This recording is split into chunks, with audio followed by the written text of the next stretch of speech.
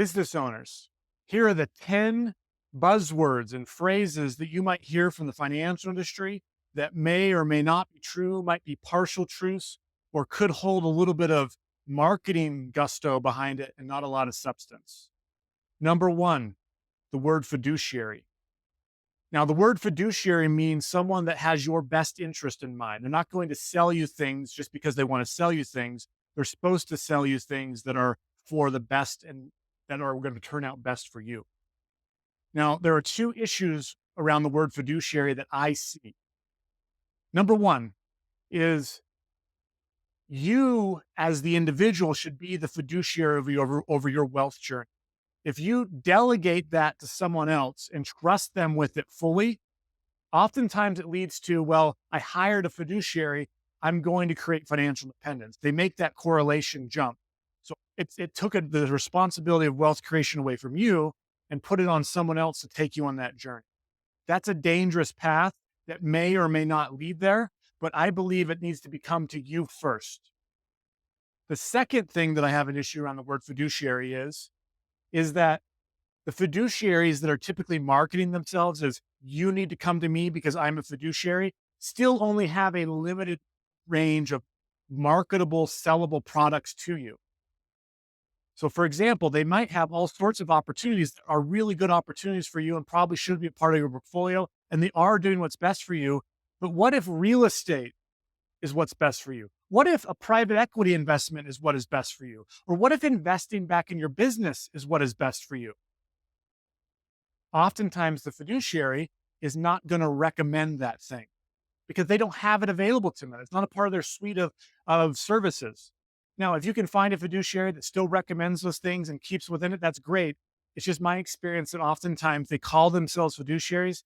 They still have a very limited amount of sales products that they're selling you, and it might not be fully what's best for you. There might be other things that you could get into that would be best for you.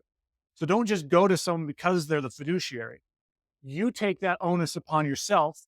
I am the fiduciary of my wealth. I know the basics. I understand the mechanics of it. I know what I want. I know how big I want to go. And I'm going to build a team around me that is also fiduciaries, that they do hold themselves to that standard. I'm bringing them the vision and I'm showing them where they want to go. And they're taking me to that off of those things. It's a little bit of a subtle difference versus just abdicating or delegating to some other's responsibility. The second buzzword to be aware of is the buzzword of tax-free. You're going to hear that word oftentimes as the selling mechanism. Use this because it's tax-free. You're going to get tax-free income for life. And it makes you believe that you should avoid taxes at all costs. You're going to hear these typically in two contexts. Number one, in the context of Roth accounts and in the context of life insurance. But oftentimes is what's happening is people are driving you to do a lot of things with these tax-free accounts, the Roth and the life insurance, that might not be best for you or don't have enough juice to actually produce what they're promising. So you're going to hear things like you can have a tax-free retirement, you'll never have to pay taxes again, and it will cause you to potentially do something that might be inefficient today and might be inefficient in the future. Or it'll cause you to think that because it's tax-free, that it's automatically going to replace your income. When either of those things may or may not be true. Is it beneficial at times to have tax-free accounts in your portfolio? And you should probably have them at some level as a mixture of what you're doing? Absolutely. But when you look to make everything tax-free and never pay a tax dollar again, you oftentimes put yourself in a situation where it might not be what's best for you.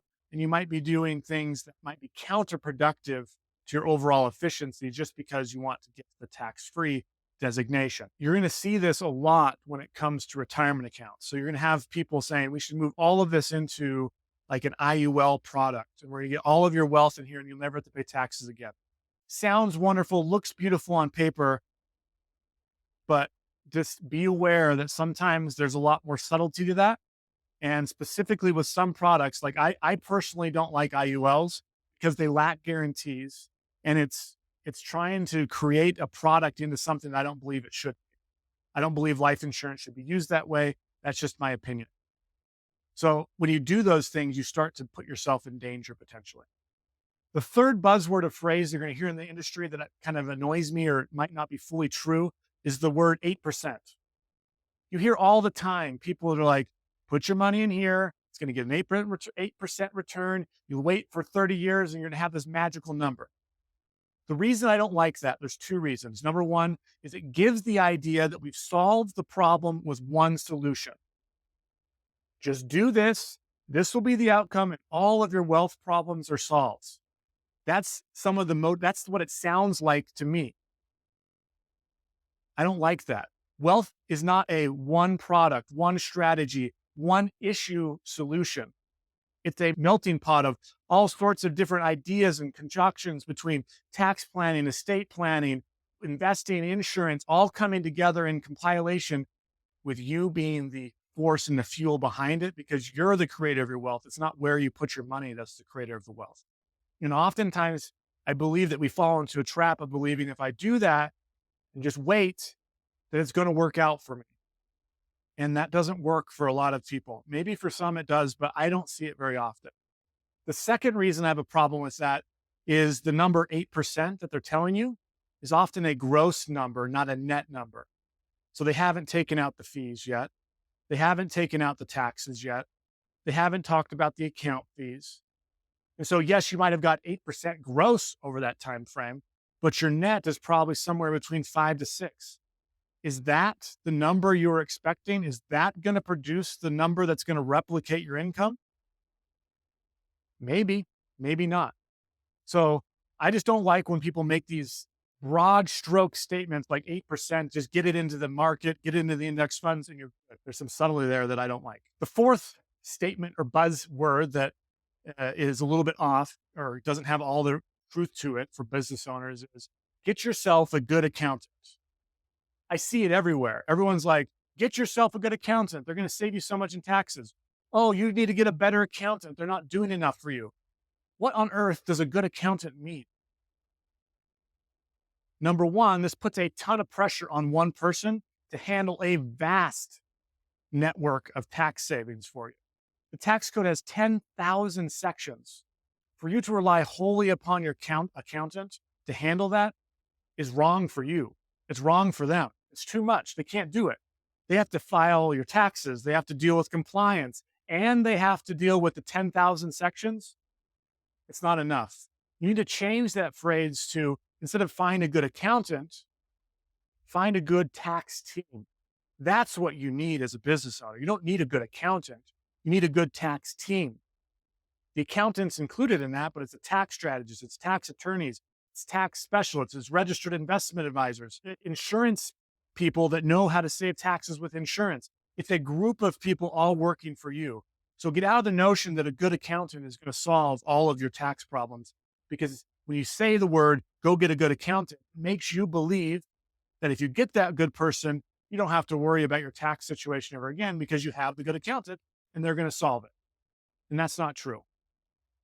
Depending on the source, 80 to 95% of business owners pay more taxes on an annual basis than they need to. The reason is far too many people are thinking that their good accountant is good enough. Fifth buzzword you're going to hear in the financial industry is be your own bank. You hear it all over the place. You're going to hear it from the insurance industry very strongly, but you also hear it from investment advisors. You hear it from people that are doing estate planning. Be your own bank. Be your own bank. What on earth does that mean?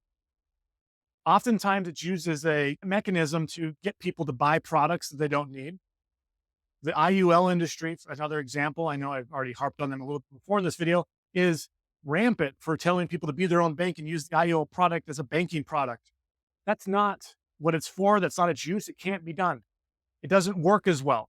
Whole life insurance is where, if you're going to actually do the infinite banking concept, which is where it originated from, is the product that it's used for. You're going to hear it everywhere, though, and oftentimes people will abuse it. They don't know the mechanics behind it. It's not meant for what most people sell it as. So be your own bank doesn't automatically mean buy the product. I'm my own bank. I can do whatever I want. I can pull money in and out. I never pay back loans. There's just a lot more complexity underneath the surface to understand what actually be your own bank means. So don't just do it because someone says it sounds sexy and fun to be your own bank. Here are the two ways that I think be your own bank really makes a big difference. Number one is if you view whole life insurance as your cash storage opportunity fund, when you have an opportunity to get into an investment or an opportunity, whether inside your business or outside your business, you have the cash available to act on that in an instant. You can use the cash value in your policy to go execute and take advantage of that high opportunity for you that will get a great ROI, and then you can put the money back in. You didn't have to go to a lender. You didn't have to go to anyone else. Utilized and leveraged and collateralized your life insurance policy to make that happen.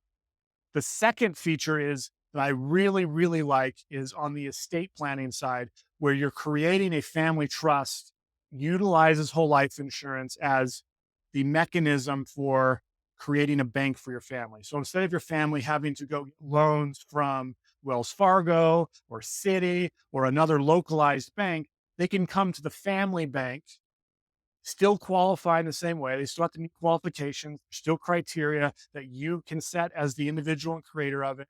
And then the family can utilize that, and it can maximize the family's wealth. It's a really good feature for not just giving your children money. They have to make qualifications for it. Maybe it's for education or starting a business or another opportunity, but it's seen as an opportunity fund for the entirety of it. That's the way I like to view Be Your Own Bank. A lot of the stuff is you're going to put all your money in here, you're going to live off of it, you're never going to pay it back. Or you just pull the money in, you're going to pay yourself your own interest, and you pay yourself interest. And there's just so much falsehood around that statement that you really need to dig deeper into it to really make sure that whoever's selling you that thing is actually doing what's best for you. It actually is in alignment with what your goals are. Those two methods are the way that I like to use the Be Your Own Bank system. Sixth buzzword that I want to point out here is the word retirement. That is the word for all money management, wealth growth. Retirement, retirement, retirement, retirement. When you get to retirement, you'll be able to do X, Y, Z. We're going to save for retirement. It's always retirement. It's always retirement. I want you to change that perspective. I want you to shift your perspective from the word retirement to the phrase next act. What are you going to do next? Too many people in America are so driven to retirement that they don't know what they're going to do next. They don't have a bigger vision past that date. Whenever it comes, whatever it looks like, they don't even know what it looks like. They just are chasing this imaginary enigma in the future. And it's not, there's no definition to it. So instead of thinking of it as it's ending or it's stopping, I want you to start thinking of what is next. I always have a vision of what I want to accomplish. The next act could happen multiple times in your life. Like maybe you're a business owner that's too much in the nitty gritty, like you're a clinician in your practice and you want to step more into a CEO role. That's creating financial independence. That's creating systems to take you out of in the office and working on the business. That could be your next act. And then the next act after that is, I want to create an empire. I want to have multiple practices and businesses in multiple locations that are increasing the value that I'm managing and running, that still give me the time freedom to go on vacation, to experience my children, to really spend time with the people that matter most. That's the next act. And then when you get in your old age, I want to be really dedicated to charities and spending a lot of time giving away some of the wealth that I've had. But that's the next act. So the word retirement to me is too ambiguous. The word retirement oftentimes results in people getting to an end stage, not knowing what's next, too afraid to spend money. They don't go on vacation and they stop producing. They stop bringing value. That's not what I like. So we need to shift that out of our mind. It needs to be what's next. How big can I go? How many people can I help? What's the next thing that I'm going to step into? So that you have a direction for you versus the word retirement, which kind of means the end. I'm stopping. Keep it visionary, keep it moving, keep the flow going. The seventh thing, buzzword phrase you're going to hear is real estate investing is the hidden gem of the investing space. It gets cash flow, it's tangible, you have control. All those things are true. The problem is that people will do real estate investing without knowing how to do real estate investing. So they start just doing it because I heard if I bought a property, put a tenant in there, it's going to work out. It may or may not. The tenant might suck. You didn't do any screenings. There's so much into real estate investing that actually makes it productive that it can't just be something you do. It's something you educate yourself on. And then if you like one of the avenues of the different areas of real estate investing, then you can go down that path. But just blanket statement, real estate investing is the solution, oftentimes in my experience leads to frustration, loss of money, really a lot of stress. Like I've experienced real estate investing and the stress that comes with it when things don't go right. If you aren't ready for that, if you haven't taught yourself to handle it, or you don't know that that's coming, that could be a smack in the face that you weren't expecting. And it could result in a lot of lost money, a lot of lost sleep, and some gray hairs. So just be prepared that real estate investing might be a good solution for you, but it might not be. Maybe your business is a lot more better of an investment for you because you know and understand that a lot deeper, and you're not having to deal with tenants, you're not having to deal with contractors not showing up, you're not having to deal with the myriad of things that can happen inside of a real estate deal. So it could be right for you and it might be right for you, but just make sure you make that right determination before just jumping into it and get educated first before going forward with it. The eighth thing you're going to hear is 401ks, defined benefit plans, cash balance plans save you taxes. The problem with that statement is that it's partially true. It saves you taxes today, but all the tax savings are locked up inside of the account. You actually don't get them on the outside.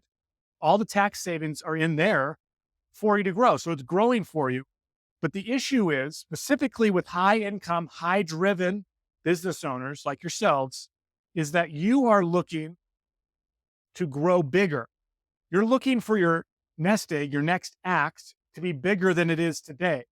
And so if it's bigger in the future, when you pull the money out, those dollars are taxable to you at that rate. 401ks, cash balance fund, defined benefit plans will save you taxes if you're looking to have a lesser future, less income in the future. Because if you pulled out and you're in a lower tax bracket and a less amount of income, it saves you taxes. There's two problems with that. Number one, I don't know very many people that want to have a less future than a big future. The second is we still don't have control over the tax code. The United States government could determine that we're going to raise tax rates. This is the lowest they've ever been. They could determine when we pull that money out that the tax brackets have moved up. So you might have been in a lower tax bracket today when you pulled it out, but because the tax brackets went up, you paid either more or the same that you would have had to pay the taxes today. So too many people just say, save taxes, put your money in 401ks, IRAs, SEPs, cash balance, defined benefit plans, et cetera, et cetera, et cetera. And I just don't think that that's the methodology or delivery of the marketing that should be said, because it's technically not true. Or you're encouraging people to live on a lesser amount of money, which with inflation and with how big of a vision you have and how big visionary and the life that you're looking to create, I just don't think that's in alignment with who you are as a person to be looking forward to a future that will be less than it is today. The ninth buzzword that kind of has some issues with me is when people say, I have a tax loophole for you. We know all the tax loopholes. We can do X, Y, Z and put your money there and there. I hate the word loophole. Loophole is a complete fallacy of what actually is happening here. There is the tax code, which gives you the instructions and criteria around what is allowed, how taxation happens, how taxes are saved, what are the rules and laws around it. You behave in that box and you save taxes. There's no loopholes within it. It's just literally, it's outlined for you. If you do X and you've met all the criteria, you're going to save taxes. Let me give an example. This is very, very simple. Accredited investors can choose to invest into the energy sector, oil, wind, natural gas, solar, and there's oftentimes tax credits for doing so. So if I invest into those private companies, by doing so, I'm also going to receive some sort of tax benefit. That was the triggering event. That's in the tax code. It's very, very simple. If I do X, I save taxes with Y. That's not a loophole. That's defined in the law as we want people to invest in energy because we need solutions. The world's in an energy deficit. To encourage people to invest here, we're going to give them a tax break for it. It's really that simple. It's not a loophole. Everything in the tax code is just like that. Stop using the word tax loophole and start using it as, I'm just abiding by the law. I'm taking advantage of the fact the law says I can do X, and I happen to save taxes by doing it. That mindset shift, though might be subtle for you, is a big difference. It's a lot more abundant. It's a lot more big thinking. It's a lot more, how can we plan something? How many things can we do within a tax code to meet the criteria to help me save taxes? It gives you a plan versus there's a loophole here. I'm going to go chase that. Hopefully it's not illegal. Oh, there's one over here. You're just doing randomness. Like, I don't like the word loophole. It makes you feel guilty. It makes you feel like you're doing something, sleazy. It makes you feel like you're breaking the law. It makes you get scattered brain and start chasing stuff that may or may not be legal. When you know that the law is defined and you can work within that law, you can build a really robust tax plan, which is why, to refer back to the beginning of this, you need a good team of tax professionals, not a good person of tax professionals. A good accountant doesn't cut it because they can't get into all the rules and regulations to make sure that everything is right for you. So it requires you to do this. It requires a good, robust team to make it happen. The 10th buzzword or issue that I have or I've noticed is the Rockefellers used this trust and they created all their wealth with it. Or this is what the Rockefellers did and they've done X, Y, Z. Now, it's good to learn from people that have had success, but the way that these are phrased is the Rockefellers made their wealth this way, and this is why they were so successful. That's not true. The Rockefellers, John Rockefeller specifically, created value in the world. They solved a problem and got fuel at a cheap price so that many more people could have access to it. And they got rewarded with a whole bunch of money for it. It was their productivity within their business that created their wealth. They protected their wealth by utilizing the strategies that you hear all over the place, the trust, the life insurance, etc. Those things weren't what made them wealthy. It was the actual value driven of the individual. The Rockefellers, if we go back to this whole, take a step back, saw themselves as the creator, the fiduciary of their entire life, just like you should. So when we take that perspective, that I'm the creator and driver behind my wealth, and then the products that I choose are the enhancers of it or the protectors of it, changes our perspective, and it's a change that's necessary. The second thing that I don't like about using big people's names oftentimes is people will abuse it. So you start to see people saying, well, the Rockefellers made this trust. Let's start just saving taxes like crazy in this thing. Like there's a whole bunch of just issues out there that really drive me nuts around that. So just be careful of following up. You can learn from what people have done, but don't get sold because that was what the Rockefellers did. That's what I'm really trying to get. Today I've given you 10 phrases and buzzwords that are used from the financial industry that may or may not be true, have some partial truths, need to be re-examined, need to go deeper. And honestly, all of this bundles back into really one thought, is that we need to start viewing ourselves as business owners as the driver behind our wealth. We're the CEO of our wealth journey. We're the visionary. We know how big we want to go. We know the impact we want to make. We know the path that we're on. And I'm going to build a team of people around me that are aligned with that path. Because if you do that, these buzzwords aren't going to apply to you. You know exactly what direction you're going. You're not going to get swayed one way or the other. Oftentimes, people that don't have that vision get swayed by the buzzwords and they start going here or there. Ironically, when you have that vision, you are going to utilize the products and the solutions behind some of those buzzwords, but you're going to use it not the way that that person would sell it to you as. You're going to use it in a way that's in alignment with your vision. It's really quite a paradox, honestly. People that have the vision, people that see themselves as the fiduciary, people that see their vision as who they are, that they're in control, that they're the captain of their ship, they're in charge of their wealth journey, oftentimes utilize all these products and strategies that these buzzwords come from, but they use them in a way that promotes them to get to their end goal versus as the solution. Buzzwords convince us that the solution is in where I put my money, when the reality is you're the creator. The where and the what matter, but what is more important is you, that you're the driver behind your wealth. Don't get sucked into buzzwords. I'm Justin Maxwell. Until next time, thanks for listening.